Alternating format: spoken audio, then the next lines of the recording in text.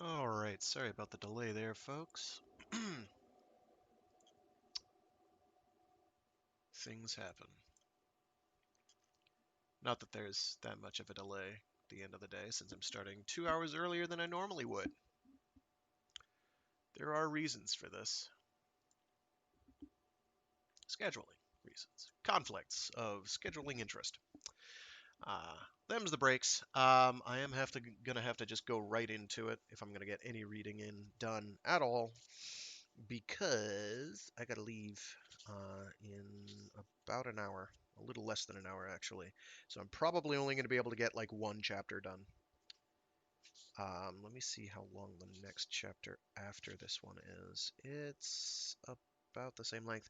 Let's get through this next chapter, which I want to say is chapter 7 or 8, and then we'll see what 7 or 8 or 9 or whatever the next chapter after that winds up being. How much time we have left, because I am limited in that capacity. It's been a rough couple of months. Just lots of stuff to deal with. But that's how life is, isn't it?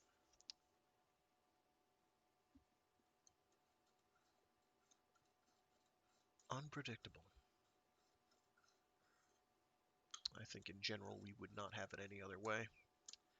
Um, the human condition craves status quo even at the expense of all other considerations, as I'm sure many of us have noticed. We don't do the whole thinking about the future thing very well. Unfortunately, I mean, there's reasons for that. That doesn't mean it is right or good. Mm. Yep, that tea is still very hot. Okay. I will speak around all the lost layers of flesh in my mouth that are now sloughing off due to critical burning. Ow. Oh, I could probably turn off that little. There we go. Yeah.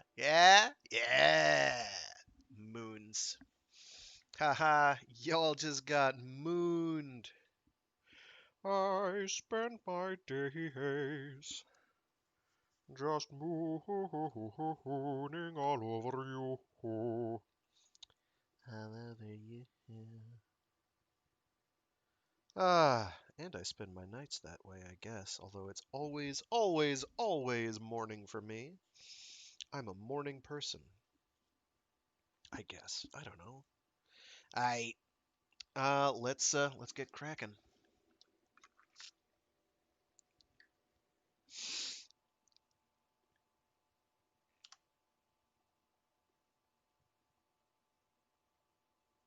Chapter 7. I look at Wyo, she looks at me. We laugh. I jump up and yip, hooray! Wyo starts to cry, throws arms around Prof, kisses him. Mike said plaintively, I do not understand. The chances are 7 to 1 against us, not for us. Wyo stopped slobbering Prof and said, Hear that? Mike said us. He included himself.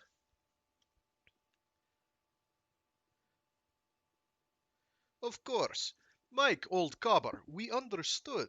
But ever know a loony to refuse a bet when he stood a big fat chance of 1 in 7? I have only known you 3. Not sufficient data for a curve. Well, we're loonies. Loonies bet.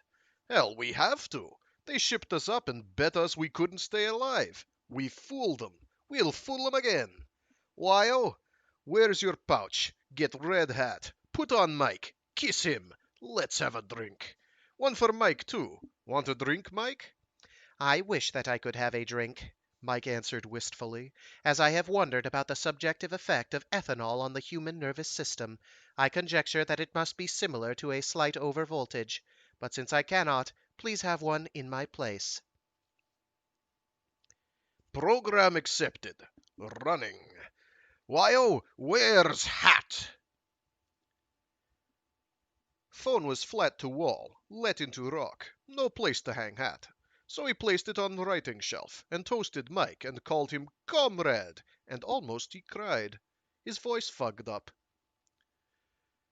Then Wyo borrowed Liberty Cap and put on me and kissed me into conspiracy, officially this time, and so all out, that my eldest wife would faint did she see. Then she took hat and put it on Prof and gave him same treatment, and I was glad Mike had reported his heart okay. Then she put it on own head and went to phone, leaned close, mouth between binaurals, and made kissing sounds. That's for you, Mike, dear comrade. Is Michelle there? Blimey if he didn't answer in soprano voice. Right here, darling. And I am so happy. Oh, there's no H there. I am so happy. Because it's French for some reason. So Michelle got a kiss, and I had to explain to Prof who Michelle was and introduce him. He was formal, sucking air and whistling and clasping hands. Sometimes I think Prof was not right in his head. Wyo poured more vodka. Prof caught her, mixed ours with coffee, hers with chai, honey in all. We have declared the revolution, he said firmly. Now we execute it, with clear heads. Manuel, you are opted chairman. Shall we begin?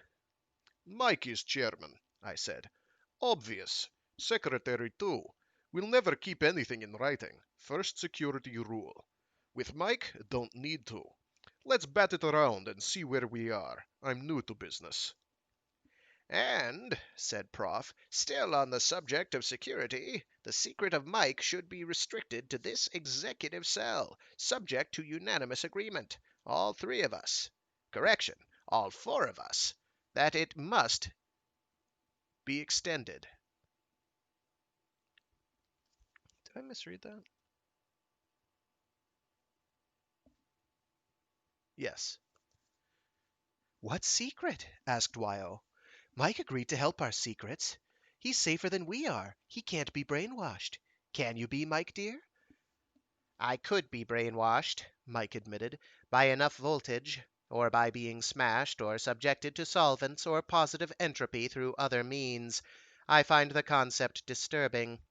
But if by brainwashing you mean could I be compelled to surrender our secrets, the answer is an unmodified negative. I said, why, Prof means secret of Mike himself. Mike, old pal, you're our secret weapon. You know that, don't you? He answered self-consciously. It was necessary to take that into consideration in computing the odds. How were odds without you, comrade? Bad? They were not good, not of the same order. Won't press you. But a secret weapon must be a secret. Mike, does anybody else suspect that you are alive? Am I alive? His voice held tragic loneliness. Won't argue semantics. Sure you're alive. I was not sure. It is good to be alive. No, Manny, my first friend, you three alone know it. My three friends. That's how it must be if bets to pay off. Is okay? Us three and never talk to anyone else? But we'll talk to you lots, Wyo put in. It is not only okay, Mike said bluntly. It is necessary. It was a factor in the odds. That settles it, I said. They have everything else. We have Mike. We keep it that way. Say, Mike, I just had a horrid. We fight Terra? We will fight Terra, unless we lose before that time. Riddle this. Any computer as smart as you? Any awake? He hesitated. I don't know, man. No data? Insufficient data. I have watched for both factors, not only in technical journals, but everywhere else. There are no computers on the market of my present capacity, but one of my model could be augmented just as I have been. Furthermore, an experimental computer of great capacity might be classified and go unreported in the literature. Chance we have to take. Yes, man. There aren't any computers as smart as Mike, Wyo said scornfully. Don't be silly, Manny. Wyo, man was not being silly. Man, I saw one disturbing report. It was claimed that attempts are being made at the University of Peiping to combine computers with human brains to achieve massive capacity. A computing cyborg. They say how? The item was non-technical. Well, won't worry about what we can't help. Right, Prof? Correct, Manuel. A revolutionist must keep his mind free of worry, or the pressure becomes intolerable. I don't believe a word of it, Wyo added. We've got Mike and we're going to win. Mike, dear, you say we're going to fight Terra, and Manny says that's one battle we can't win. You have some idea of how we can win? Or you have some idea of how we can win, or you wouldn't have given us even one chance in 7. So what is it? Throw rocks at them. Not funny, I told him. Why, don't borrow trouble. Haven't even settled how we leave this puka without being nabbed. Mike, Prof says 9 guards were killed last night, and Wyo says 27 is whole bodyguard, leaving 18. Do you know if that's true? Do you know where they are and what they are up to? Can't put on a revolution if we doesn't stir out. Prof interrupted. That's a temporary exigency, Manuel, one we can cope with. The point Wyoming raised is basic and should be discussed, and daily until solved. I am interested in Mike's thoughts. Okay. But will you wait while Mike answers me? Sorry, sir. Mike? What? Mike? Man, the official number of Warden's bodyguards is 27. If 9 were killed, the official number is now 18. You keep saying official number. Why? I have incomplete data which might be relevant. Let me state them before advancing even tentative conclusions. Nominally, the security officers department, aside from clerks, consists only of the bodyguard. But I handle payrolls for Authority Complex, and 27 is not the number of personnel charged against the security department. Prof nodded. Company spies. Hold it, Prof. Who are these other people? Mike answered. They are simply account numbers, man. I conjecture that the names they represent are in the security chief's data storage location. Wait, Mike. Security Chief Alvarez uses you for files? I conjecture that to be true, since his storage location is under a locked retrieval signal. I said, bloody, and added, Prof, isn't that sweet? He uses Mike to keep records. Mike knows where they are. Can't touch 'em. Why not, Manuel? Try to explain to Prof and Wyo sorts of memory a thinkum has. Permanent memories that can't be erased because patterns be logic itself, how it thinks. Short-term memories used for current programs and then erased like memories which tell you whether you have honeyed coffee. Temporary memories held long as necessary, milliseconds, days, years, but erased when no longer needed. Permanently stored data, like a human being's education, but learned perfectly and never forgotten, though maybe condensed, rearranged, relocated, edited. And last but not finally, long lists of special memories ranging from memoranda files through very complex special programs, and each location tagged by own retrieval signal and locked or not, with endless possibilities on lock signals. Sequential, parallel, temporal, situational, others. Don't explain computers to laymen. Simpler to explain sex to a virgin. Wyo couldn't see why, if Mike knew where Alvarez kept records, Mike couldn't trot over and fetch. I gave up. Mike, can you explain? I will try, man. Wyo, there is no way for me to retrieve locked data other than through external programming. I cannot program myself for such retrieval. My logic structure does not permit it.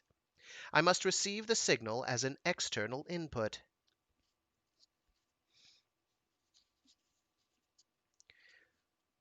Well, for bog's sake, what is this? What is this precious signal?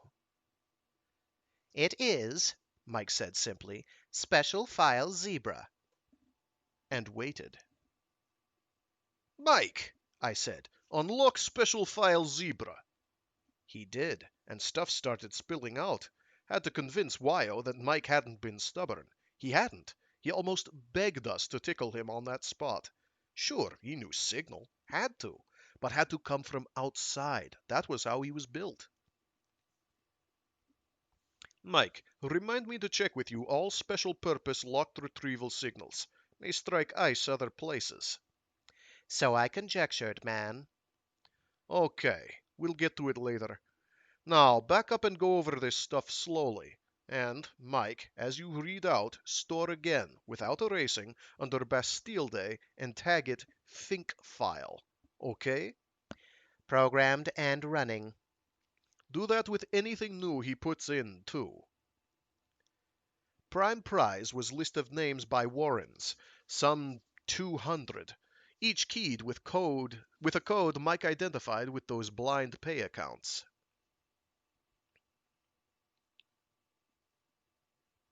Mike reads out Hong Kong Luna list and was hardly started when Wyo gasped, Stop, Mike. I've got to write these down. I said, hey, no writing. What's who?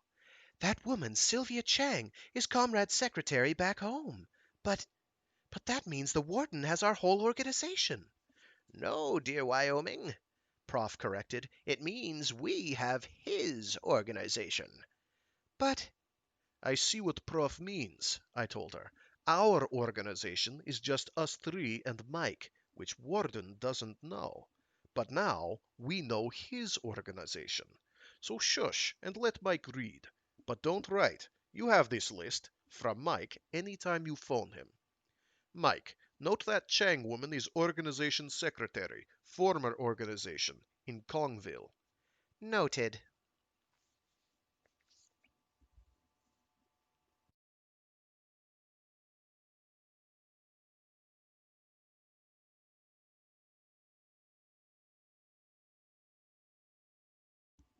Jeez Louise, there's like no breaks in the text.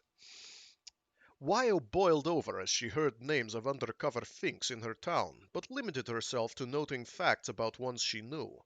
Not all were comrades, but enough that she stayed riled up. Novi Leningrad names didn't mean much to us. Prof recognized 3, Wyo 1. When came Luna City, Prof noted over half as being, quote, comrades, unquote. I recognized several, not as fake subversives, but as acquaintances. Not friends. Don't know what it would do to me to find someone I trusted on Boss Fink's payroll, but would shake me. It shook Wyo. When Mike finished, she said, I've got to get home. Never in my life have I helped eliminate anyone, but I am going to enjoy putting the black on these spies. Prof said quietly, No one will be eliminated, dear Wyoming. What? Professor, can't you take it? Though I've never killed anyone, I've always known it might have to be done. He shook head. Killing is not the way to handle a spy, not when he doesn't know that you know that he is a spy. She blinked. I must be dense. No, dear lady. Instead, you have a charming honesty, a weakness you must guard against. The thing to do with a spy is to let him breathe, insist him with local comrades, and feed him harmless information to please his employers. These creatures will be taken into our organization. Don't be shocked. They will be in very special cells. Cages is a better word. But it would be the greatest waste to eliminate them. Not only would each spy be replaced with someone new, but also killing these traitors would tell the warden that we have penetrated his secrets. Mike, amigo mio, there should be in that file a dossier on me. Will you see? were long notes on Prof, and I was embarrassed as they added up to harmless old fool. He was tagged as a subversive, that was why he had been sent up to the Rock, as a member of underground group in Luna City, but was described as troublemaker in organization, one who rarely agreed with others. Prof dimpled and looked pleased. I must consider trying to sell out and get myself placed on the warden's payroll. Wyo did not think this funny, especially when he made clear it was not joke, merely unsure tactic was practical. Revolutions must be financed, dear lady, and one way is for a revolutionary to become a police spy. It is probable that some of those prima facie traitors are actually on our side. I wouldn't trust them. Ah, yes, that is the rub with double agents, to be certain where their loyalties, if any, lie. Do you wish your own dossier, or would you rather hear it in private? Wyo's record showed no surprises. Warden Sphinx had tabbed her years back.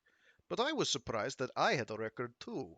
Routine check made when I was cleared to work in Authority Complex. Was classed as non-political, and someone had added not too bright, which was both unkind and true, or why would I get mixed up in revolution? Prof had Mike stop readout, hours more, leaned back and looked thoughtful. One thing is clear, he said. The warden knew plenty about Wyoming and myself long ago, but you, Manuel, are not on his blacklist. After last night? Ah, so. Mike, do you have anything in that file entered in the last 24 hours? Nothing. Prof said, Wyoming is right that we cannot stay here forever. Manuel, how many names did you recognize? 6, was it? Did you see any of them last night? No, but might have seen me. More likely they missed you in the crowd. I did not spot you until I came down front, and I've known you since you were a boy.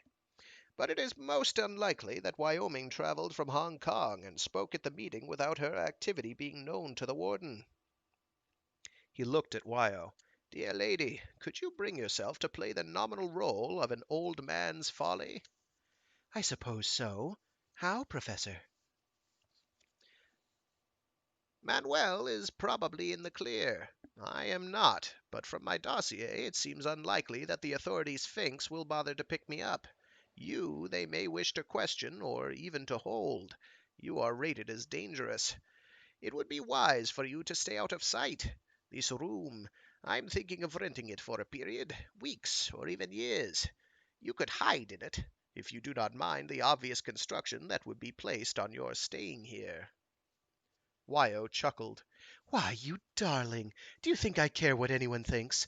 I'd be delighted to play the role of your bundle baby. And don't be too sure I'd be just playing. Never tease an old dog, he said mildly. He might still have one bite. I may occupy that couch most nights. Manuel, I intend to resume my usual ways, and so should you. While I feel that it will take a busy Cossack to arrest me, I will sleep sounder in this hideaway. But in addition to being a hideout, this room is good for cell meetings. It has a phone. Mike said, Professor, may I offer a suggestion? Certainly, amigo. We want your thoughts. I conclude that the hazards increase with each meeting of our executive cell, but meetings need not be corporal. You can meet, and I can join you if I am welcome, by phone. You are always welcome, Comrade Mike. We need you. However, Prof looked worried. I said, Prof, don't worry about anybody listening in. I explained how to place a Sherlock call. Phones are safe if Mike supervises call. Reminds me, you haven't been told how to reach Mike. How, Mike? Prof used my number? Between them, they settled on Mysterous. Mysterious. Prof and Mike shared childlike joy in intrigue for own sake. I suspect Prof enjoyed being rebel long before he worked out his political philosophy, while Mike, how could human freedom matter to him? Revolution was a game that gave him companionship and chance to show off talents. Mike was as conceited a machine as you are ever likely to meet. but we still need this room, Prof said, Reached into pouch, hauled out thick wad of bills. I blinked. Prof, robbed a bank? Not recently. Perhaps again in the future of the future. Perhaps again in the future of the cause. If see, it says of, but it's got to be if. Perhaps again in the future, if the cause requires it. A rental period of 1 lunar should do as a starter. Will you arrange it, Manuel? The management might be surprised to hear my voice. I came in through the delivery door. I called manager, bargained for dated key, 4 weeks. He asked 900 Hong Kong. I offered 900 authority. He wanted to know how many would use room. I asked if was policy of Raffles to snoop affairs of guests. We settled at Hong Kong $475. 475 Hong Kong dollars. Blech, I could have read that better. I sent up bills. He sent down 2 dated keys. I gave one to Wyo, one to Prof, kept one day key, knowing they would not reset lock unless we failed to pay at end of lunar. Earthside, I ran into insolent practice of requiring hotel guests to sign CHOP, even show identification. I asked, "What next? Food?" I'm not hungry, Manny. Manuel, you asked us to wait while Mike settled your questions. Let's get back to the basic problem.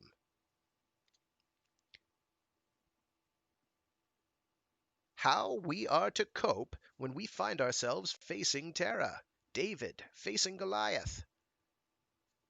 Oh, been hoping that would go away. Mike, you really have ideas? I said I did, man, he answered plaintively. We can throw rocks. Bog's sake, no time for jokes. But, man, he protested, we can throw rocks at Terra. We will.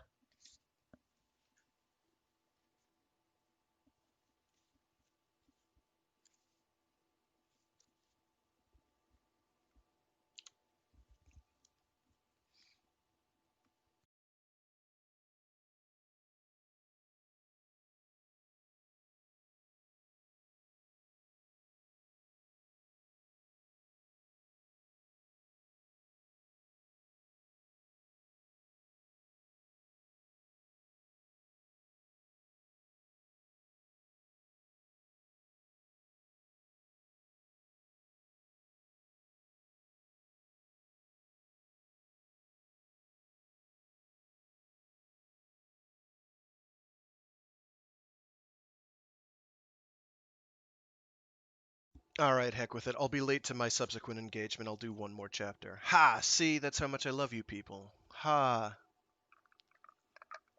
I don't know who's tuning in right now, if anybody. Probably no one. Actually, that says one viewer, but that could be a bot for all I know. If you're out there, reveal your presence. The power of Somebody literate. compels you.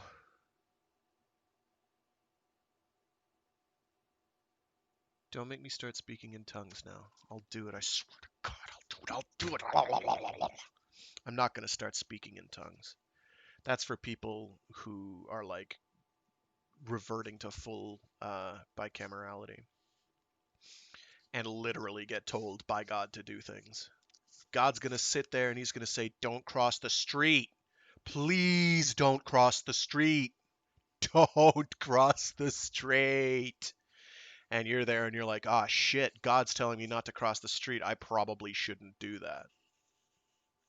And then, of course, you cross the street, and another God is like, or or rather, then the walk across the street signal changes, and another God is like, "You should probably cross the street now." And you're like, "Shit, I better do that." Bicamerality. It's terrifying. The implications, anyway. I I completely lost my page. Give me a minute. This is actually kind of a cool bit too, which is part of the reason I want to do it because their basic plan is fairly simple, um, and only works because of the position that they happen to be in, and winds up being one of their biggest bargaining chips, as you can probably imagine. So how on the moon do they throw rocks? Incidentally, and this ties to my Mecha Mondays streams, it actually has a bit of a tie-in to Metal Armor Dragonar, which is the Pepsi to Gundam's Coke. It is the best Gundam series that never had the name Gundam affixed to it. It is so good, and it is a criminal shame that it has never been officially localized. Criminal shame. Do you hear me, Sunrise? I think it's Sunrise. I'm not going to look it up to find out. Criminal shame. Basically, the baddies, instead of dropping entire space colonies on Earth in order to prove a point and commit massive war crimes, instead use a lunar railgun to paste targets strategically, which is spoilers, what we're about to be talking about. I should have saved that for after the chapter, really. Too late! Narrative convention must be defied to be defined. I'm tired. All right, let me get some more fluid in me and we'll get going again. Oh, yeah.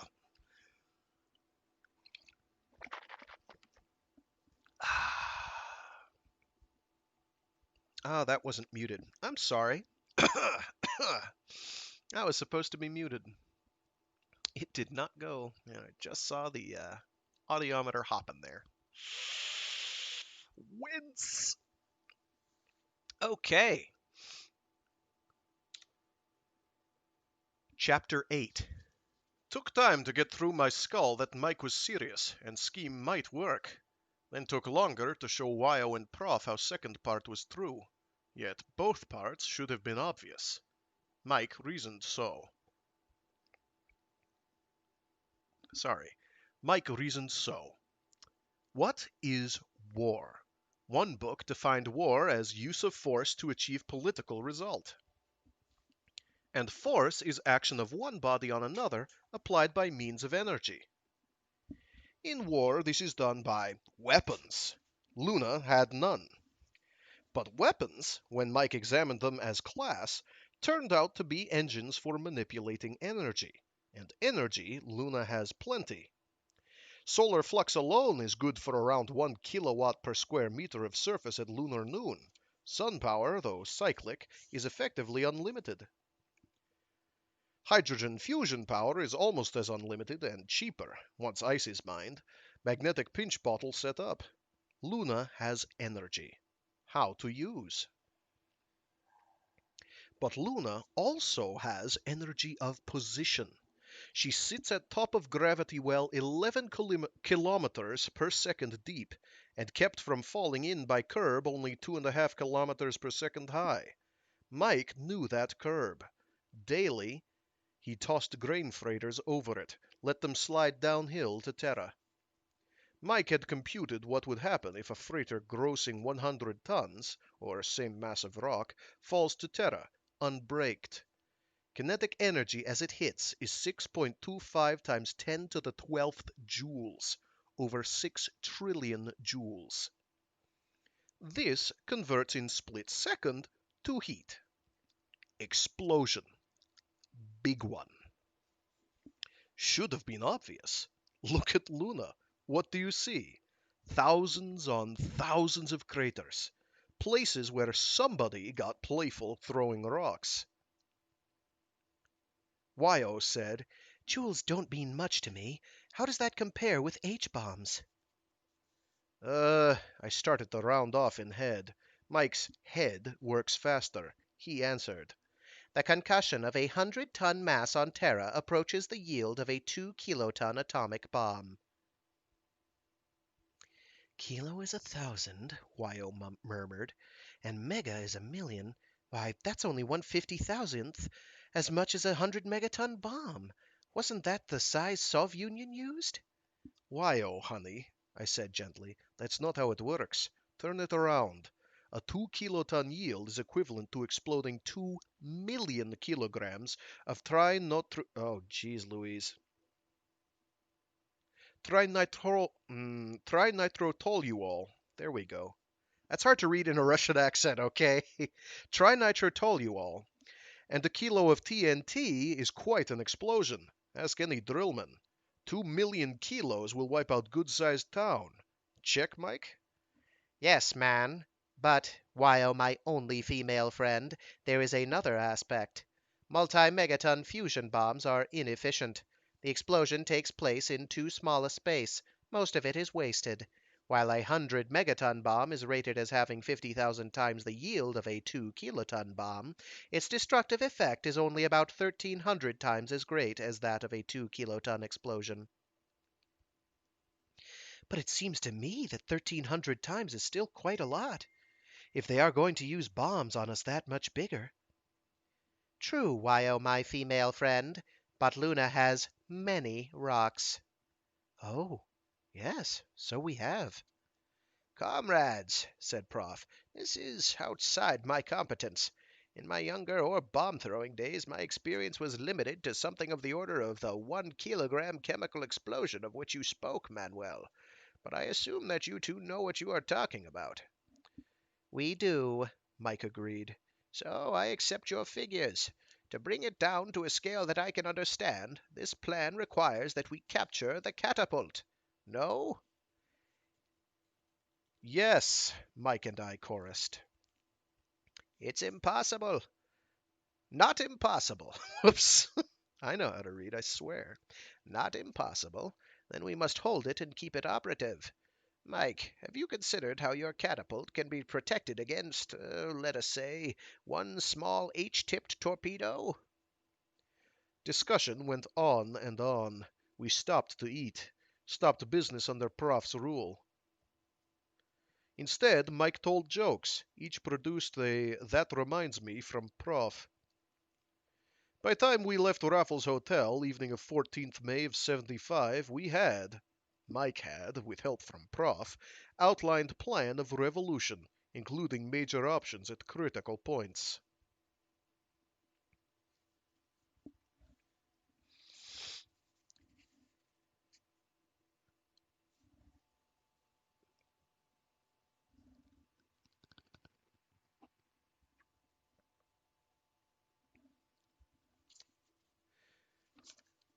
Just lost my bookmark. There it is.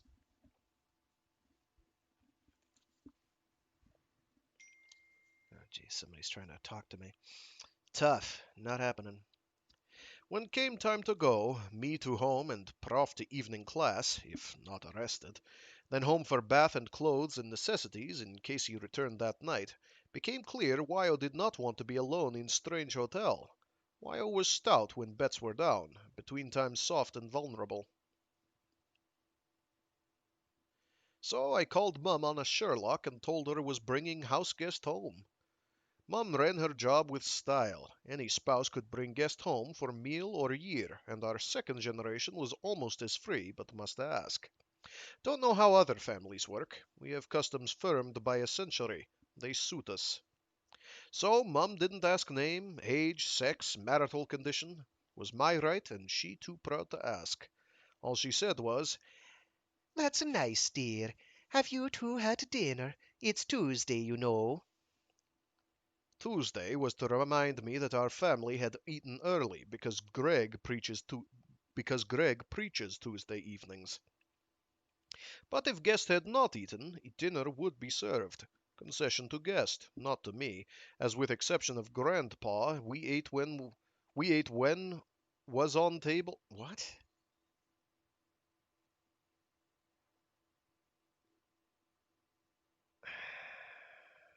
As with exception of Grandpa, we ate when was on table or scrounged standing up in pantry.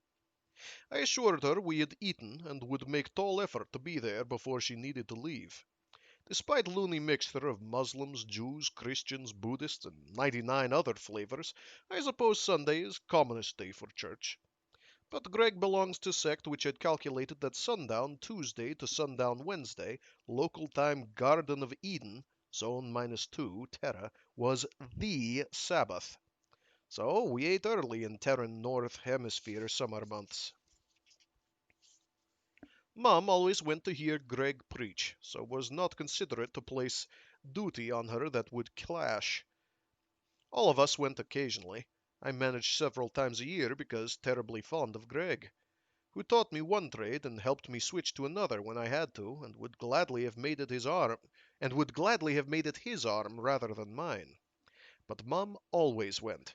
Ritual, not religion, for she admitted to me one night in pillow talk that she had no religion with a brand on it, then cautioned me not to tell Greg. I exacted same caution from her. I don't know who is cranking. I'm pleased he doesn't stop. Who and he there both have capitals to indicate a deity. But Greg was Mum's boy husband. Opted when she was very young. First wedding after her own. Very sentimental about him. Would deny fiercely if accused of loving him more than other husbands. Yet took his faith when he was ordained and never missed a Tuesday. She said, "Is it possible that your guest would wish to attend church?" I said would see, but anyhow we would rush, and said goodbye. Then banged on bathroom door and said, "Hurry with skin, Wyo. We're short on minutes." 1 minute, she called out. She's ungirlish girl. She appeared in 1 minute. How do I look? She asked. Prof, will I pass? Dear Wyoming, I am amazed. You were beautiful before, you are beautiful now, but utterly unrecognizable. You're safe, and I am relieved. Then we waited for Prof to transform into old derelict. He would be it back. Oh my God. He would be it to his. Let's try that again. I like my eyes skipped ahead 2 lines, and then I decon. Then we waited for Prof to transform into old derelict. He would be it back to his. Brrr. He would be it back. Oh my God. He would. There's like 4 2-letter words in a row. Uh, 3 2-letter words in a row, surrounded by 2-letter words on all sides. So my eyes are having the devil's own time, and I feel like this is what dyslexia is like. Then we waited for Prof to transform into old derelict. He would be it to his back corridor, then reappear as well-known teacher in front of class, to have witnesses in case a yellow boy was waiting to grab him. There we go. All made harder by trying to read this in a Russian accent. I left a moment. It left a moment. I told Wyo about Greg. She said, Manny, how good is this makeup? Would it pass in church? How bright are the lights? No brighter than here. Good job, you'll get by. But do you want to go to church? Nobody pushing. She thought, it would please your your senior wife, would it not? I answered slowly. Wyo, religion is your pigeon. That's Pidgin as opposed to the bird. Like pigeon English. But since you ask, yes, nothing would start you better in Davis family than going to church with Mum. I'll go if you do. I'll go. I thought your last name was O'Kelly? Is. Tack Davis on with hyphen if want to be formal.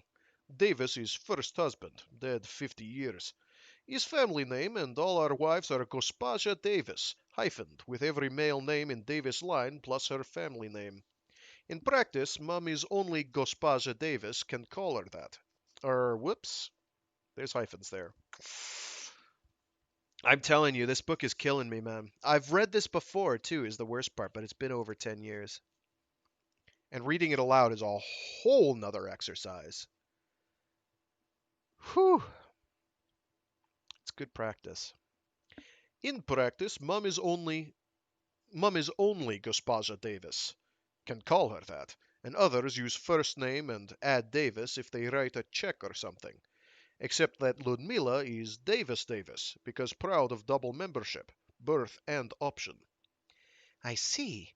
Then if a man is John Davis, he's a son, but if he has some other last name, he's your co-husband. But a girl would be Jenny Davis either way, wouldn't she? How do I tell? By her age? No, that wouldn't help. I'm confused. And I thought clan marriages were complex. Or polyandries.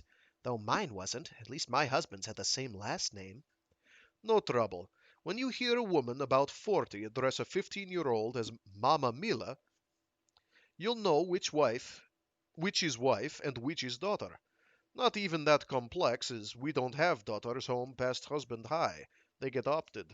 But might be visiting. Your husbands were named not? Oh no. Fedosiv, Choi Lin, and Choi Mu. I took back my born name. Out came Prof, cackled senilely, looked even worse than earlier. We left by 3 exits, made rendezvous in main corridor, open formation.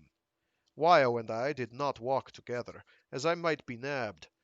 On other hand, she did not know Luna City, a warren so complex even native-born got lost. So I led and she had to keep me in sight. Prof trailed to make sure she didn't lose me. If I was picked up, Wyo would find public phone, report to Mike, and then return to hotel and wait for Prof. But I felt sure that any yellow jacket who arrested me would get a caress from number 7 arm. Which I think is his drill arm? I don't know. No hoo-hoo. Up to level 5 and cross town by Carver Causeway, up to level 3 and stop at Tube Station West to pick up arms and toolkit. But not pea suit. Would not have been in character. I stored it there. One yellow uniform at station showed no interest in me. South by well-lighted corridors until necessary to go outward to reach private easement lock 13. Oh my god. To reach private Oh, this sentence just doesn't quit. South by well-lighted corridors until necessary to go outward to reach private easement lock 13 to co-op pressure tunnel serving as Davis tunnels and... geez Louise, let's try that again.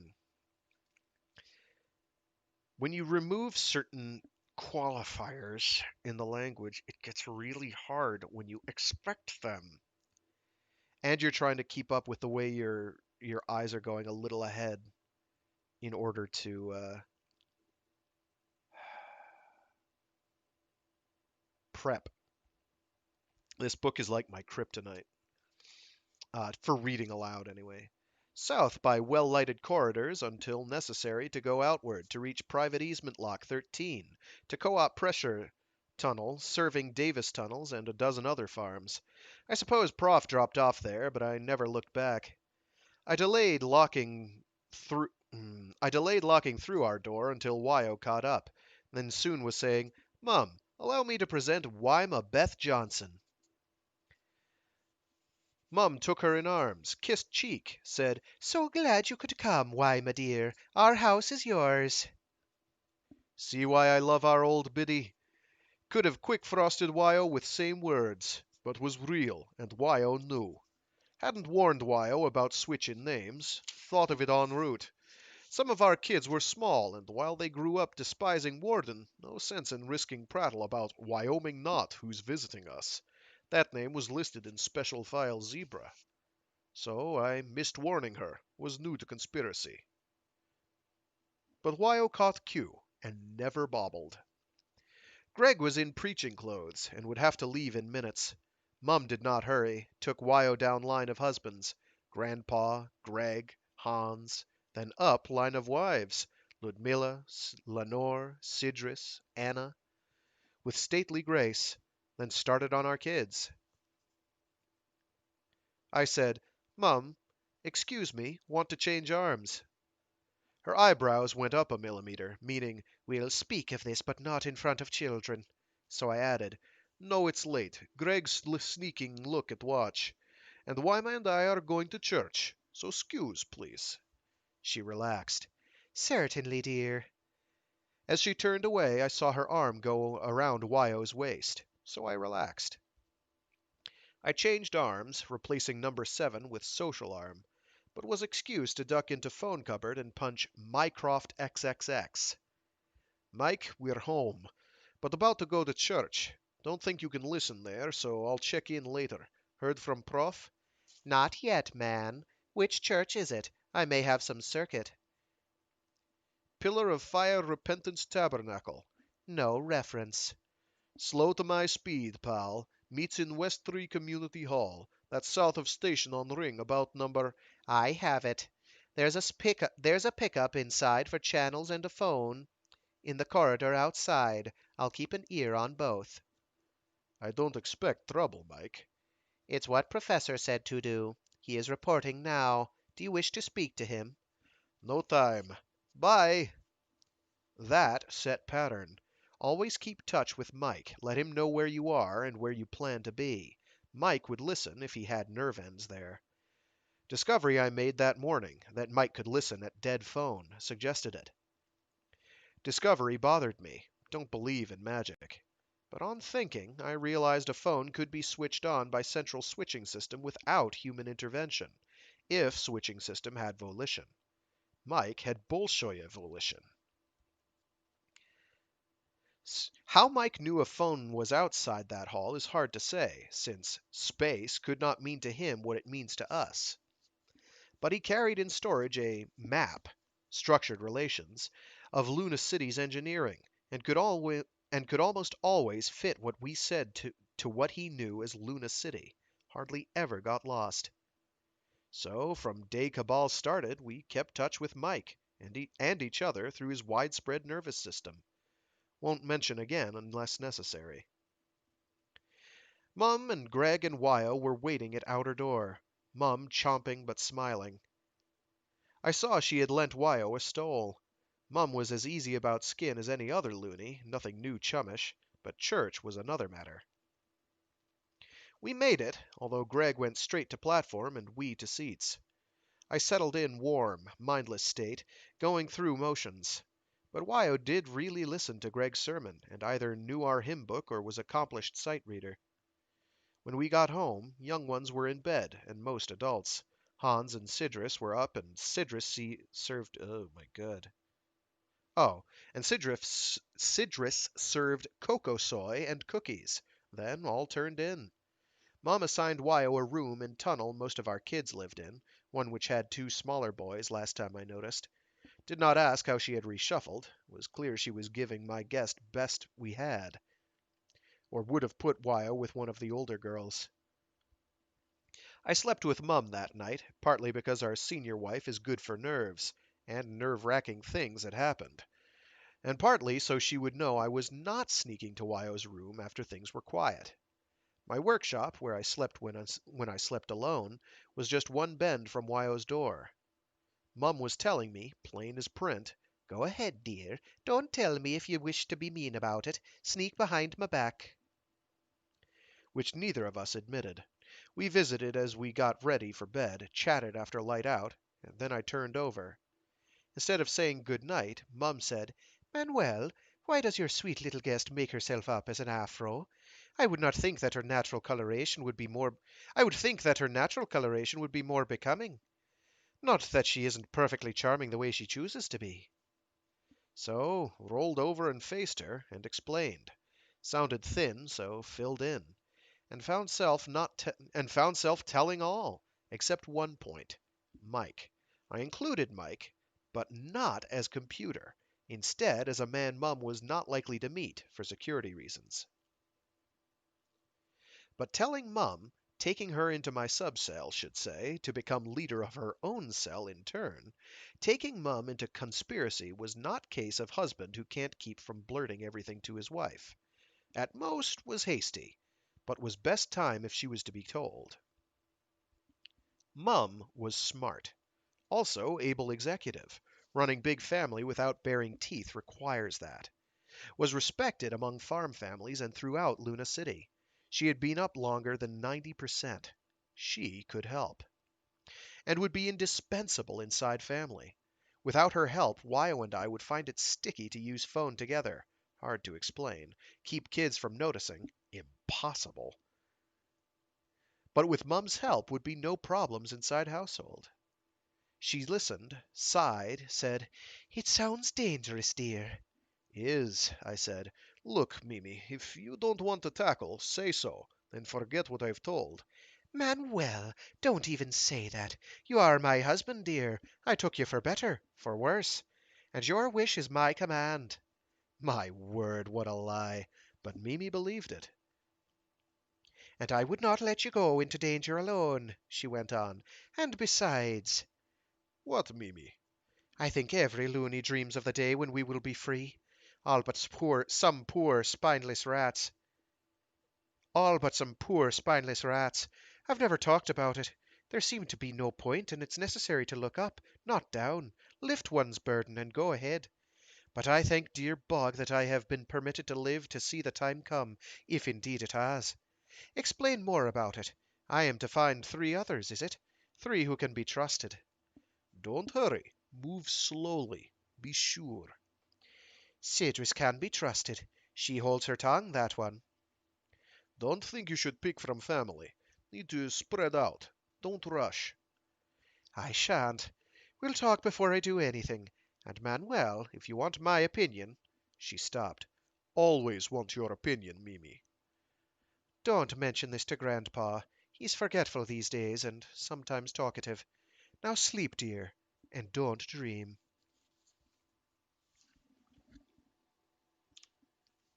And that is all I'm going to be able to do for today, unfortunately. But we're making headway. We're closing in on about a third of the way done. And once we get this one done, my options open way back out. Though by the time I get this done, my schedule is also going to be pretty free anyway. So, yeah, because I've got a bunch of, finally got a big book order in against flying in the face of the evidence that I have any room for these books, because I've got an entire wall stuffed to the gills with reading material of one kind or another. But I got a bunch of Peter Watts's stuff, as well as got mostly current with Greg Egan, barring one which sounded so tedious as to be completely not worth my time. I normally would just go ahead and get the book, even if it was bad, but as you get older, you get a lot pickier about those things. You're like, you know what? Even though it's an author I respect immensely and like and thoroughly enjoy most of the time, if he's written an absolute stinker, I don't need to worry about it now. Maybe later. But yeah, that stuff's all coming in. So by the time, and I'm going to be reading that in my spare time to myself to vet them and go from there. Part of me wants to read aloud some Jeff Vandermeer. He's interesting. I like his work so far. What I've read of his, it's only been the Area X trilogy so far, and I think two short stories somewhere along the line. Um, but it's good stuff. I'd actually compare it to H.P. Lovecraft favorably, and not in a racist way. In more of a, oh, this guy is kind of trying to encapsulate and summon feelings of kind of general, this kind of mystery and oddness and, kind of otherworldliness. And he does it very well, and I approve wholeheartedly. Mostly because I approve of anyone who has writing talent at all, because I don't. That's the bottom line. That's why I'm reading aloud, to share these cool things that I can't do, and be like, hey, listen to this cool thing. Um, so yeah, that'll do it for me for today. I do try to do these streams every Saturday, Storytime Saturdays. Sometimes it doesn't happen because of scheduling conflicts. So far, I've been able to force it in there one way or another. Take that how you will. I also try to do other streams throughout the week. I have a Mecha Mondays stream where I do something giant robot related or mecha adjacent, and a Warframe Wednesdays stream where I do something Warframey for a couple hours. I haven't been able to do the Warframe Wednesday streams at all for like a month. Just have not had time. So yeah, other than that, stay safe, stay pleasant. Depending on where you are in the country, you're experiencing something of an Indian summer effect, which is kind of spooky. It's awfully warm right now, where I am, and it should be indeed very cold. There was something else salient, but I don't remember what it was. Probably reading that Greg Haljan bit that I always put at the end of these, the stream descriptions.